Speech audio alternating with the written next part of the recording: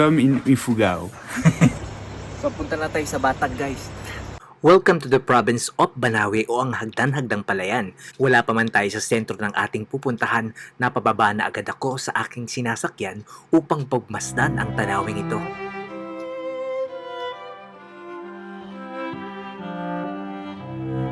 Higit isang oras din ang inabot ng aming biyahe mula sa major highway.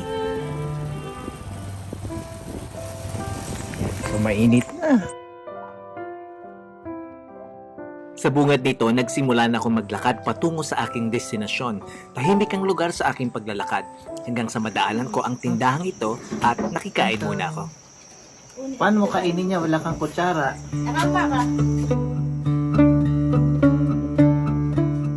Nakita ko ang mga anak ng tindera na tahimik na nagkukumpulan at kumakain ng umagahan. Napansin ko ang sarap ng simoy ng hangin mula sa kanilang bintana. Hanggang sa mag-register na ako at mag-isa kong tatahakin ang lugar na ito sa unang as Heritage pagkakataon. Fee. Ayan. Napapangalagaan yung kultura at heritage natin. Thank you po, ma'am.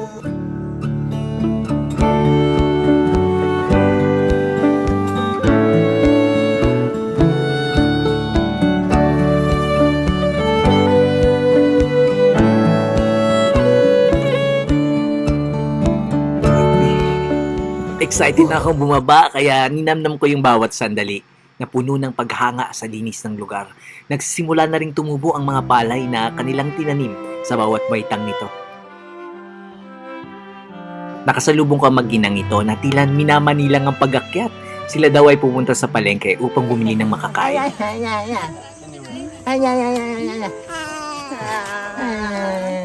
Mabagal lang talaga dapat. Sige po, pagpatuloy niyo na po ang inyong pag-akyat. Nice meeting you. Sobrang na-amaze talaga ako. Wala pa man ako sa baba para matanaw ko ang mga nilakaran ko.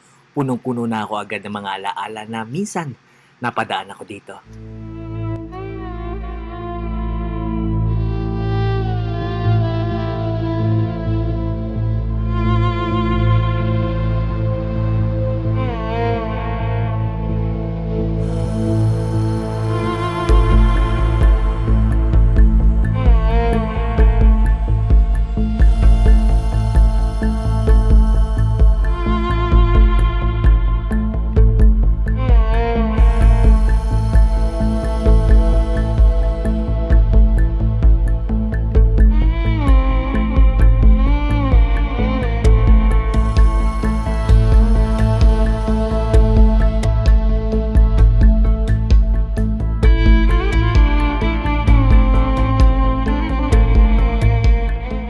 Nandito na ako sa bandang ibaba upang makita rin ng malapitan ang kanilang mga sinaunang tahanan na magpahanggang ngayon ay kanilang tinitirhan. Sobrang payak ng buhay na animoy sumabay sila sa pagbabago at nakikisalamuha at nakikipag-usap ang mga residente ng Batad. Lugar ng Batad na hinulmang taniman sa mga bahagi ng kabundukan ng Banawe, Ifugao ng ating mga ninunong Igorot. May taas ito na umabot hanggang 4,900 feet.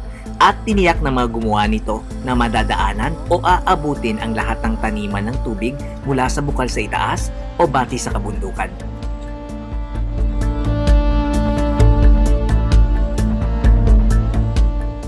Hindi lamang palay ang tinatanim dito, kundi iba't ibang uri ng gulay. Sinimulang taniman 3,500 years na ang nakakaraan. Ang ating mga kalahi na tumira dito ay mula sa mga isla ng Pacific Ocean. Sila rin ang nagdala ng binhi mula sa kanilang mga pinanggalingan.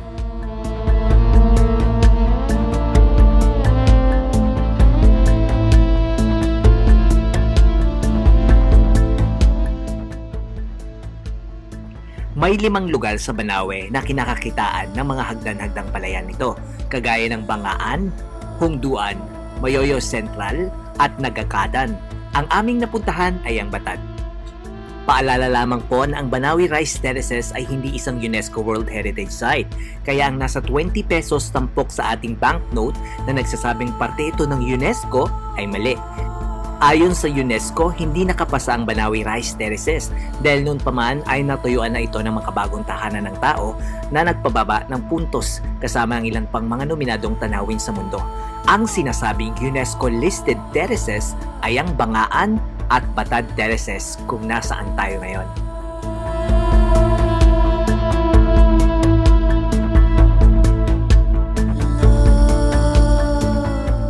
Sa aking pag-akyat mula sa aking pinanggalingan, baon sa puso ko ang halaga ng kultura ng mga nauna sa atin. Hagdan-hagdang palayan na pinanday ng mga tao mula sa ating kasaysayan na bago pa man dumating ang mga berdugo at mananakop, mayroon ng mga tao o Pilipinong may sariling pagkakakilanlan. Worth it naman. Yun nga lang, sobrang taas. And that's it for today. Thank you po sa pagsama sa akin. Ako po si Raymond Lopez. Thank you very much for watching and have a nice day! Bye!